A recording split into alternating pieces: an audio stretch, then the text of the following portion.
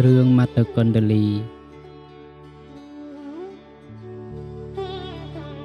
ព្រះបរមសាស្តាទ្រង់បានប្រារព្ធនៅមត្តគណ្ឌលីដែលជាកូនរបស់ព្រាហ្មណ៍កំណាញ់ម្នាក់នៅក្នុងក្រុងសាវត្ថីព្រោះព្រាហ្មណ៍ជាបិតាជាមនុស្សកំណាញ់ស្វិតទើបគាត់ធ្វើទំហូរដោយខ្លួនឯងឲ្យកូនពាក់នៅពេលដែលមត្តគណ្ឌលីឈឺធ្ងន់ព្រាហ្មណ៍ជាបិតាមិនបានទៅរកគ្រូពេទ្យមកព្យាបាលជំងឺឲ្យកូនគាត់ទេព្រោះគាត់ខ្លាចអស់ទ្រព្យសម្បត្តិរបស់ខ្លួននៅថ្ងៃដែលមត្តគណ្ឌលីជិតនឹងមរណៈនោះព្រាហ្មណ៍ជាបិតាបានលើកកូនមកឲ្យដេកអស់សេចក្តីសង្ឃឹមតែម្នាក់ឯងនៅរបៀងផ្ទះខាងក្រៅ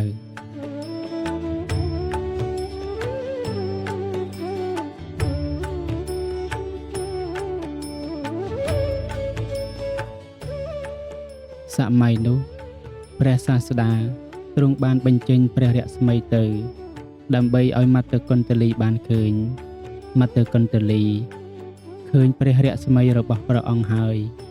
ក៏កើតសេចក្តីជ្រះថ្លាយ៉ាងខ្លាំងក្នុងមួយរំពេចនោះស្រេចហើយក៏បានធ្វើមរណកាលនៅពេលនោះឯងហើយបានទៅកើតនៅក្នុងឋានតាវតឹងទេវលោកប្រឡេកមើលមកឃើញឪពុករបស់ខ្លួនដែលកំពុងតែសៅសោកយំស្រែកបោកខ្លួនយ៉ាងខ្លាំងទើបបានចុះពីទេវលោកមកដើម្បីជួយសង្គ្រោះដល់ឪពុករបស់ខ្លួនឲ្យបានរួចផុតអំពីសេចក្តីទុក្ខសោកសៅនោះហើយបានធ្វើឲ្យគាត់លះបង់សេចក្តីកំណាញ់ចេញផុតពីខន្ធសន្តានឲ្យកើតមានចិត្តជ្រះថ្លាក្នុងព្រះពុទ្ធសាសនាហើយក៏ត្រឡប់ទៅកាន់ឋានទេវលោកវិញ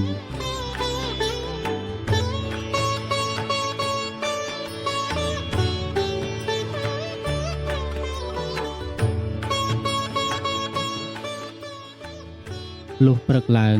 ព្រាហ្មណ៍ជាឪពុកបានទៅអារាធនានិមន្តព្រះសង្ឃមានព្រះពុទ្ធជាប្រធាន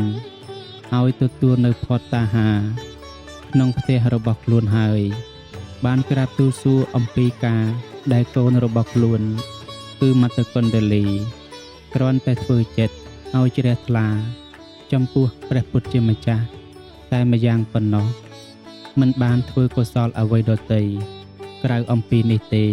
ក៏ស្រាប់តែបានទៅកើតនៅឯឋានទេវលោក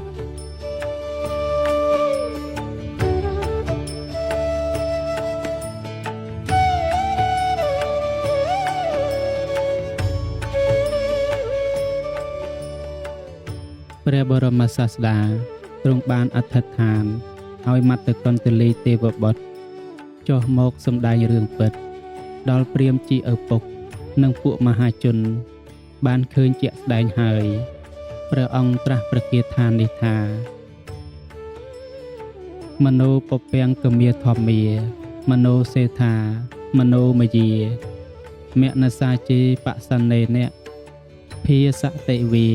ករោតិវាតតោណੰសុខមន្ទ្វេតិ